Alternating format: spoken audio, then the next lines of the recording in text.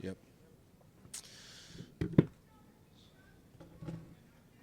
Obviously disappointing tonight, disappointing season, and I do want us the ones who've played their last game of eligibility in college football. We had some special young men in that group, and I hate to see them hurt and not go out on a higher note. Obviously, last week at Jordan-Hare was fun for them and good for them, but certainly these Iron Bowl experiences are special, and hate to see them hurting the way they are currently. And I just want them to know and hope that they can understand that what they went through and how they handled adversity and the disappointments was a testimony to their character and how they continue to fight, and to what they showed this young group of kids we have of how to handle things when they don't go your way. And they were very special to us in that regard, and the way they continue to fight. So, again, disappointing to end the season like we did. And, a lot to build on for sure with those young guys, and hopefully the class that we can sign next week. But nonetheless, the hurt is still there.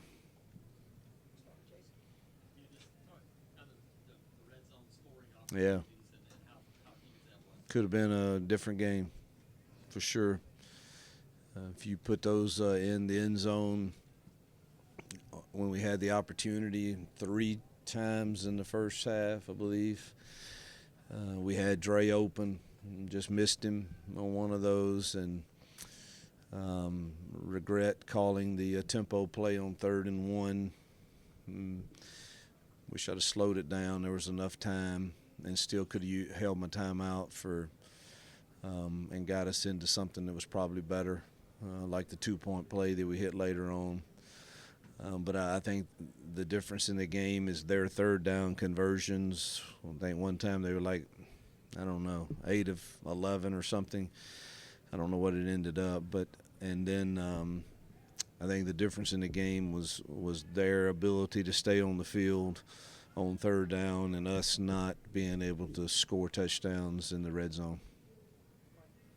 Coach, you just mentioned calling the tempo play on 3rd down. When you calling plays tonight, and can you walk us through the trick play with Jarquez? Yeah. The calling plays is always a combination, but I called the tempo play. And trick play, obviously we didn't coach it well enough. There's a post safety there. You don't throw that, you throw the screen back to Peyton. And I think it would have had a shot to have a pretty big play, but obviously we didn't coach Jarquez well enough on that.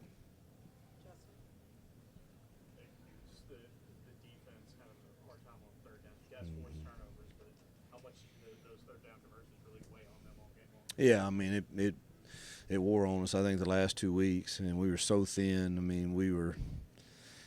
We're thin, and you could tell we looked gassed at times, and you knew how good Milroe was and what he can do with his feet and his arm, and we just it just multiplies things when you can't. And some of them were 3rd and longs, and you can't get off the field.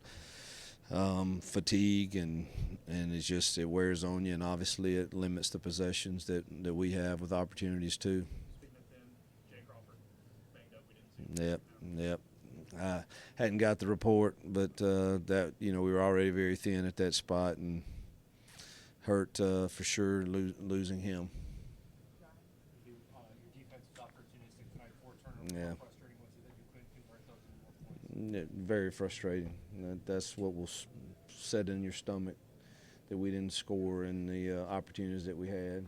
And a few calls here and there, the trick play, the 3rd and 1 tempo, all of those you second guess yourself all the time on things like that, because if we could have made that 28-21 there, we'd love to have seen what would have happened. Certainly not saying it would have won the game, but would have made it interesting for sure. Coach, the season ending, how Well, we're going to try to sign the top best high school class we can first next Wednesday, and then it's very hard to answer that because, as you know, you have no idea even what your roster is going to look like a week from now. So it's kind of difficult to answer. But the first priority is let's get this signing class in next Wednesday, and then we'll go from there on what's next. Hey, Hugh, it wasn't the best way to end the season, but what was your favorite moment from the whole season as a whole? Well, it'd have to, I mean, the relationships first that grew throughout the season, but the favorite is obviously the seniors' last game in Jordan-Hare. Seeing the joy that they had from that experience was pretty special.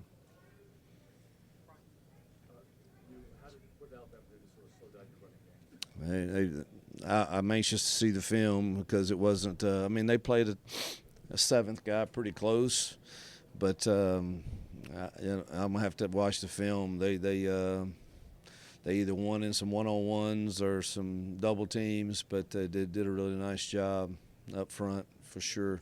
And you mentioned recruiting, a big day for the future of the program on Wednesday. How are you feeling about it? I know you had one guy that opted to go to another school, but how are you feeling about that? It's hard to say.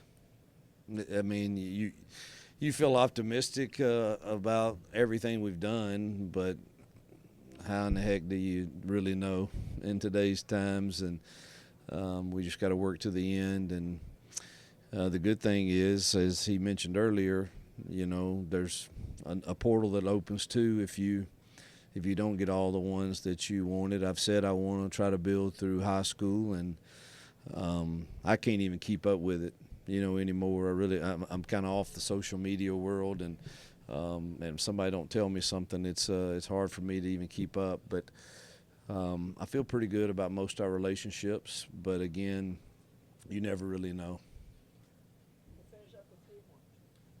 Coach, what do you take from these last stretch of games here from your team, and how confident are you in what this program's going to win this football game? Well, that's the goal, and we feel better. I think we're improving with a lot of young kids that are very talented. Again, you got to go recruit, and you know I've said it before that some of the teams we're playing in this in particular game, they've had top 5 recruiting classes a lot of straight years. We've had one top 10 class, and hopefully we're getting ready to have a second. And it does nobody, but you know nobody wants to really hear that. I mean, I know it's true, but at the same time, we had chances to win games with who we are, and that's the frustrating part for everyone, me included. Finish with Jason and Wes.